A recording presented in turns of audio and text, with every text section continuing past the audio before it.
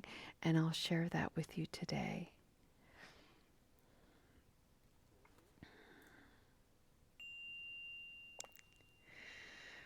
Welcome, everyone. So at the very bottom on this little canvas, he uses a regular typewriter, and he wrote the word grounded. And then he just used a regular pen and drew this triangle, and then he added water to it so it would bleed, and then this beautiful teal colored paint. Isn't that the coolest thing? It's so simple. The sentiment of metta on the back that I wrote reads, "May you notice how the landscape delights in you." Oh, that just makes me feel so sneaky. May you notice how the landscape delights in you. I was inspired to write that one because so often when I think of the word grounded, I think about grounding myself. I have to do this thing. I somehow have to be anchored and centered and grounded, and then I can go out into the world and interface with whatever it is that I have to do. And the great teacher, John O'Donohue, reminds me and has written about how the landscape itself, when you go out to your yard, when you go into a park, when you go to a lake even and on the shore, it could be that the consciousness there is every bit as happy to see you as you are to see it. So that shifted something in me. And so when I was ungrounded and kind of off kilter, I would go to the landscape. I have a particular tree on my property that I go to all the time. And I would go to this tree, and from there I would receive some grounding. Just remembering that, as like relieved as I feel to see this tree could be delighted to see me. It's a beautiful thought. So I'm just going to let you kind of play with that for a wee bit. It's not something we typically think about.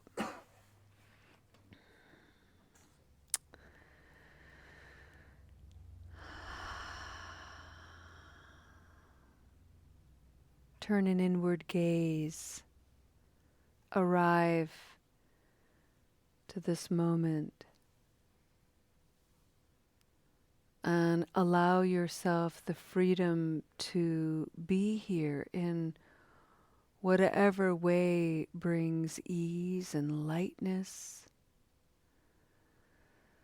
Remembering that this moment is not what happened earlier today, and it's not what's going to happen later on. It's just what's going on, what's unfolding in this moment.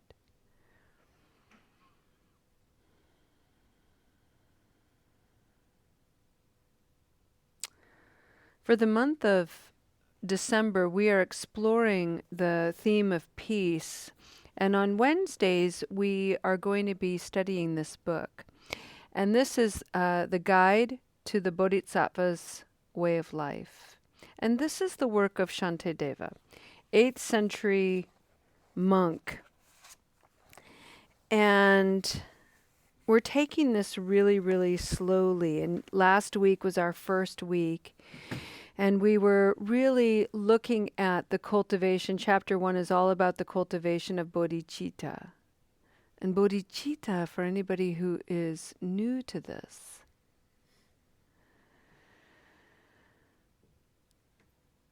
bodhicitta is a call to your attention to the harmonized heart-mind. What we think and what we feel are aligned. In the West, we have been conditioned to separate the heart and the mind. So much so that the heart and the feeling and the emotions for many people have really been hardened. If you're emotional, that's sort of suspicious, it's weak. We tend to be quite derogatory toward the range of emotions that we get to have and we get to experience as human beings. And instead, we've sort of tried to get rid of our emotional sides and really lock into that logical, linear mind. And while that can really help us concentrate and keep us focused on a purposeful life filled with meaning and so forth, all the to-do lists that we have, if we ignore or abandon the heart, then we close all the doors, all the windows, we pull all the blinds over what we're living for. And so the heart-mind have to be in communion. And what we learn to do when we harmonize the heart-mind is we learn to soften and open to every single present moment. And that is the activation of bodhicitta.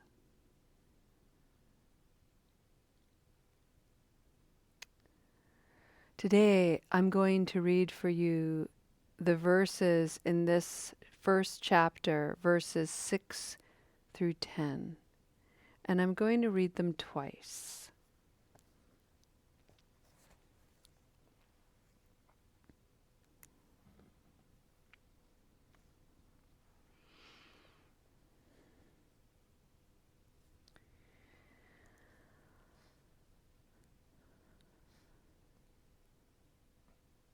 Thus, while our virtues are mostly weak, our non-virtues are extremely strong and fearsome.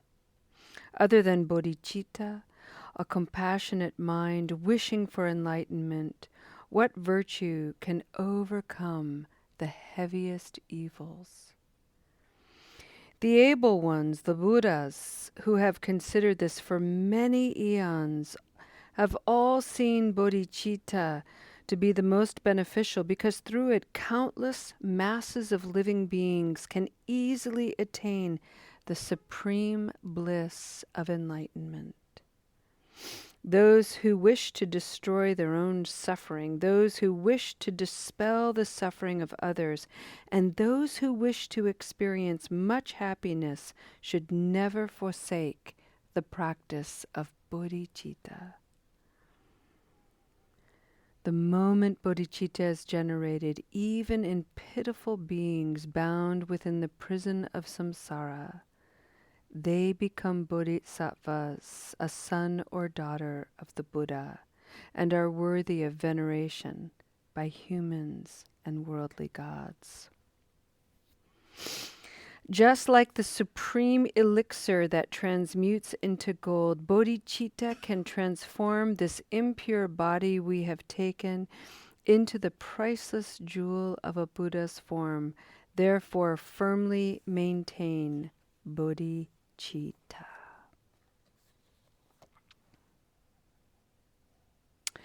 I don't know about you, but there's a lot of, holy moly language in here that makes me super uncomfortable.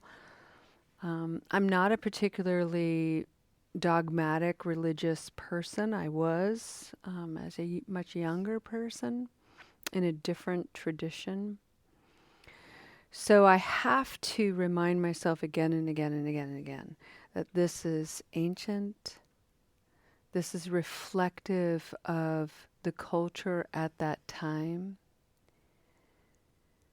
And when I read this, I'm trying to extract the wisdom that has always existed and to try to put it into a contemporary expression.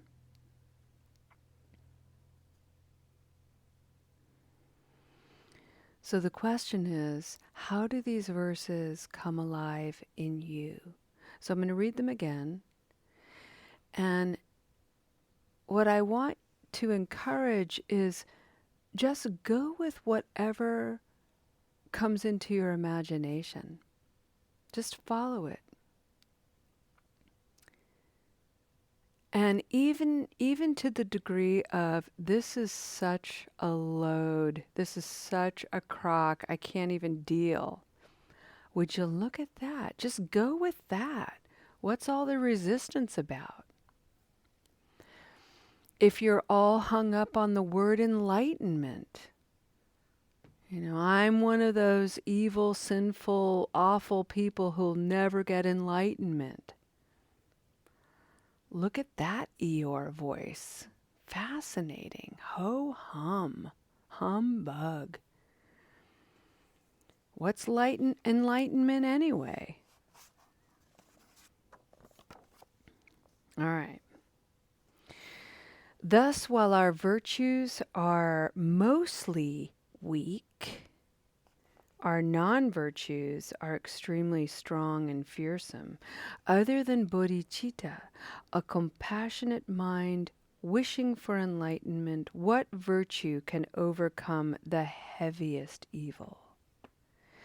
The able ones, the Buddhas who have considered this for many eons, have all seen bodhicitta to be the most beneficial, because through it, countless masses of living beings can easily attain the supreme bliss of enlightenment. Those who wish to destroy their own suffering, those who wish to dispel the suffering of others, and those who wish to experience much happiness should never forsake the practice of bodhicitta. The moment bodhicitta is generated, even in pitiful beings bound within the prison of samsara, they become bodhisattvas, sons and daughters of Buddha, and are worthy of veneration by humans and worldly gods. Just like the supreme elixir that transmutes into gold, bodhicitta can transform this impure body we have taken into the priceless jewel of a Buddha's form. Therefore, firmly maintain bodhicitta.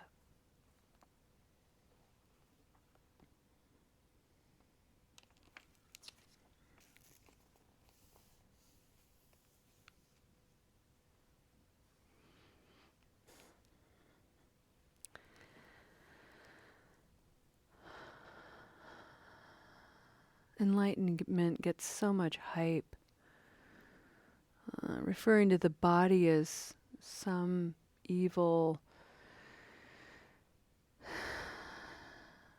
source of yuckiness, gets a lot of religious hype too. And so, what are we really talking about here? What are some of the highlights? Bodhicitta is a highlight, softening that heart, using the woundedness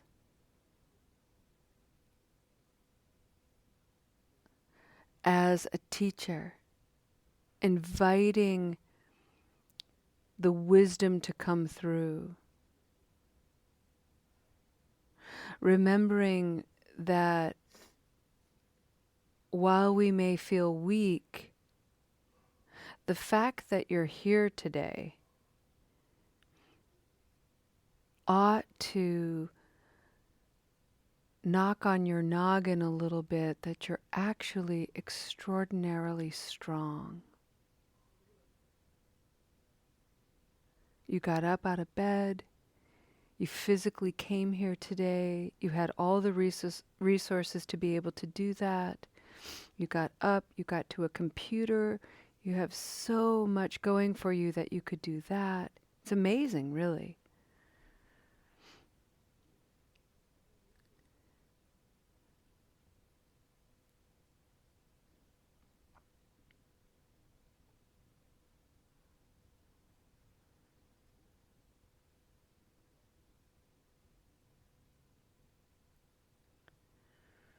Bodhicitta is that compassionate heart mind. It is the invitation to put down the weapons of harshness and hammering and get in line and striving and achieving for this moment and being with this moment exactly as you are, exactly as the moment is, and now this moment, and now this moment. If you're distracted, then you're distracted. What else is going on? If you're uncomfortable, look at that. If you're working on a trigger or a craving, there's a teacher that has appeared.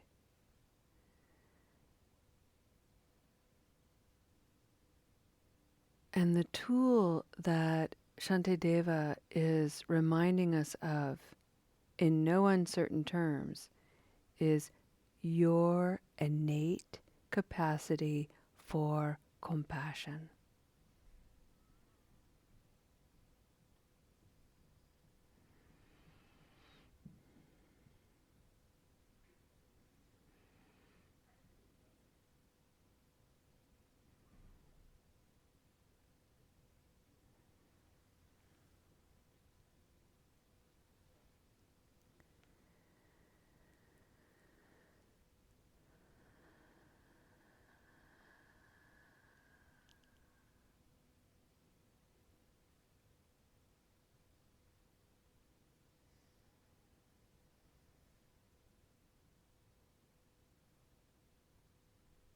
And it takes effort, friends.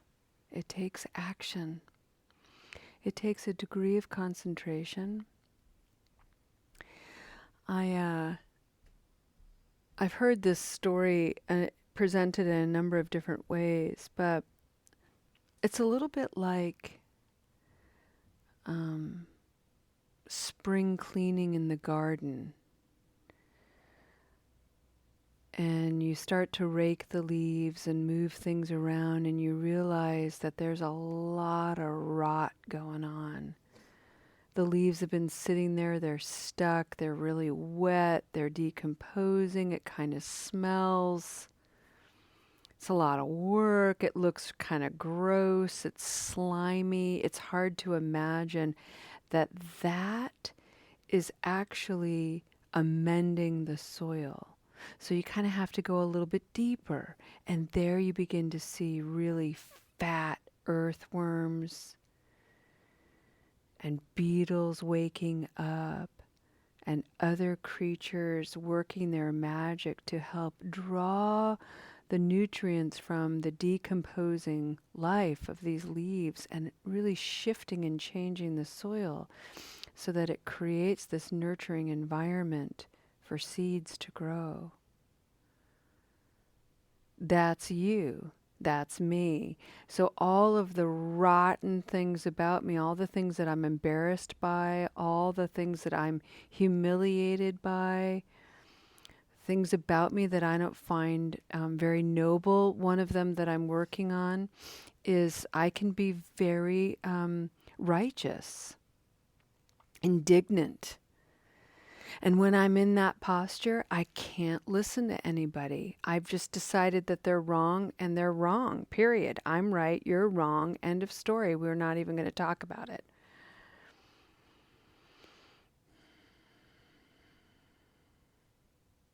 The enlightened moment of that is this flash of awareness that when I'm in that posture, I'm right, you're wrong.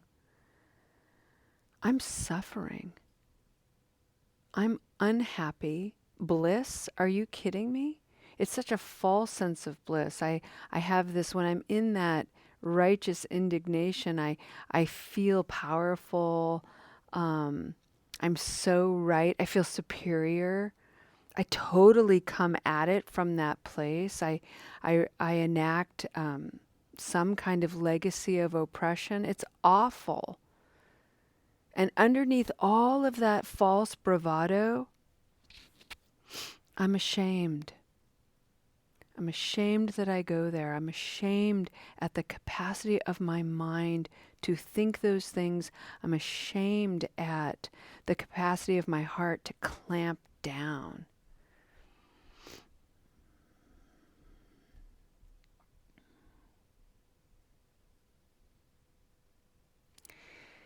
And then I remember, I see you, Mara. That's what the Buddha said. Anytime he was tempted, anytime he was challenged. Oh, I see what's going on here. Okay, this is a teacher. This is a teaching moment. How do I soften to this? How do I open to this? How do I offer myself some compassion?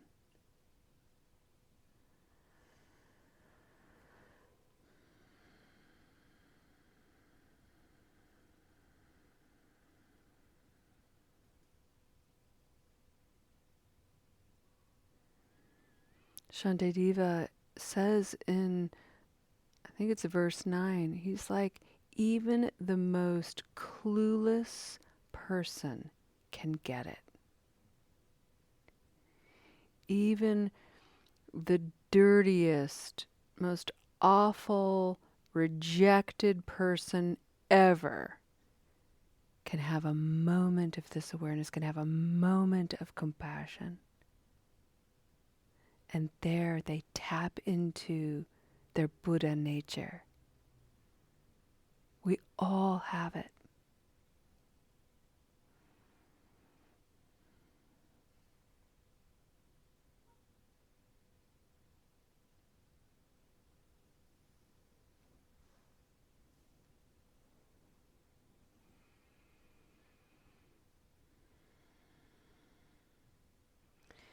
In the 10th verse, he's talking about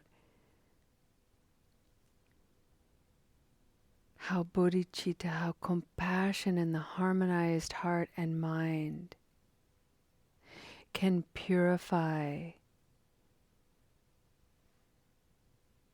greed, fear, ignorance, scarcity, poverty mindset, victimhood, learned helplessness. But we have to be willing to make the effort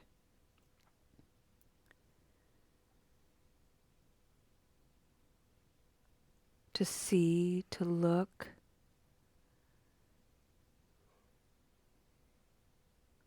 put down the hammers, put down the heavy pickaxes and shovels, and maybe for a time excavate these beautiful qualities with a fine brush. Take our time, exercise patience, encouragement, nurturance.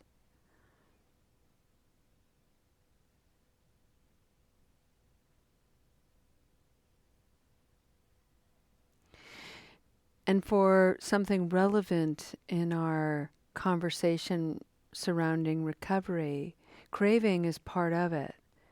And so if we can approach our cravings from an angle that is not making excuses for ourselves, but also not, knocking ourselves over the head with a hammer. What's wrong with me? Why am I having a craving? I thought I was so much farther along than I am. When is this going to end? Not particularly compassionate. So instead, it's a moment to go, wow, look at this craving. It's really uncomfortable. What can I do to better care for myself?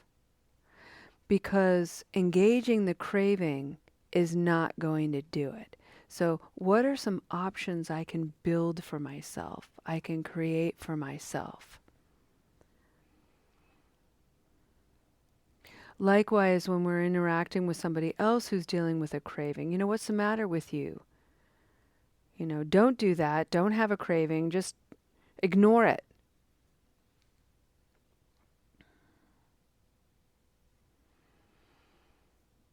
Whatever you do, don't answer that craving and at the same time, sometimes when we're really adamant in that way, that can have the opposite effect. So instead, it's much more inquisitive. Oh, a craving has arisen. What are the conditions? What's going on? What do you need? How can you better care for yourself? That is awakening bodhicitta. And that will awaken you, period, to the moment.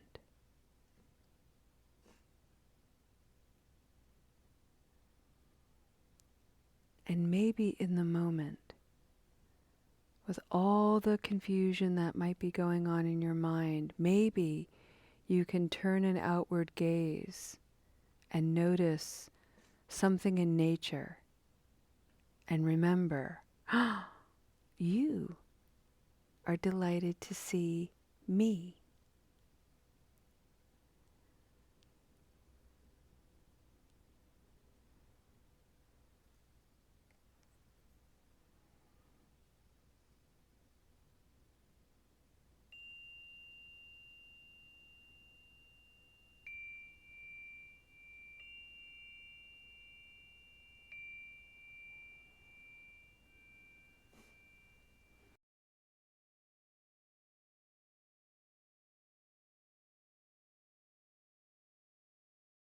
Let's go ahead and end our practice today with the dedication of merit.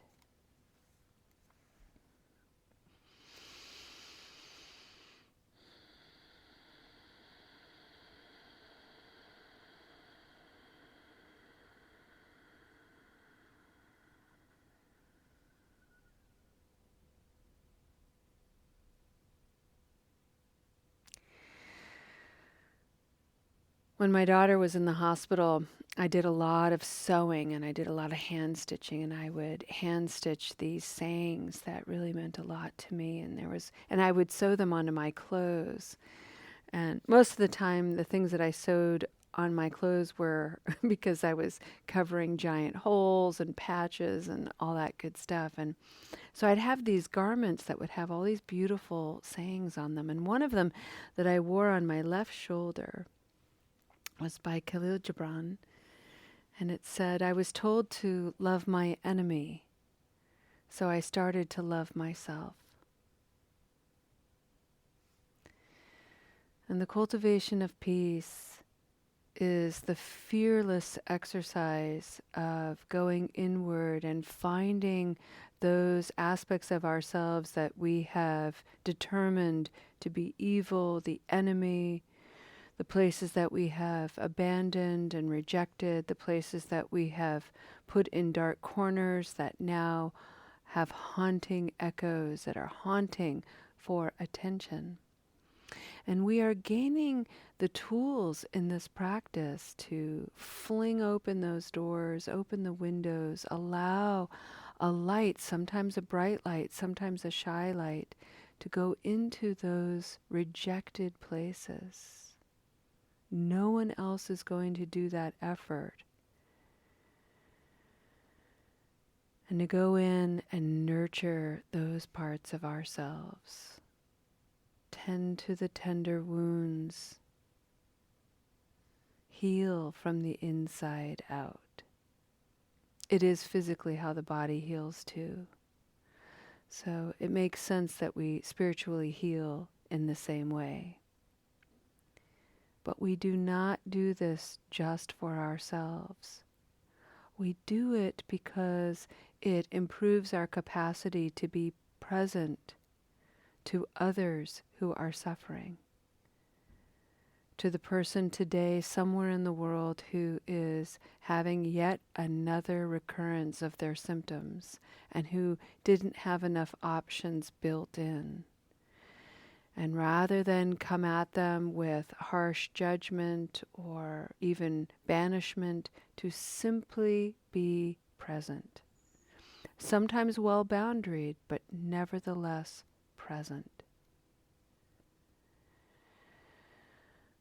So we are here to cultivate peace so that we ourselves become instruments of it, instruments of peace. May you go into your day bringing delight into your steps, and may you receive the delight from life itself. And in a moment, may you come together with your life in light and joy. And know that that is enough. It's beautiful. Thank you for your practice, friends. Namaste.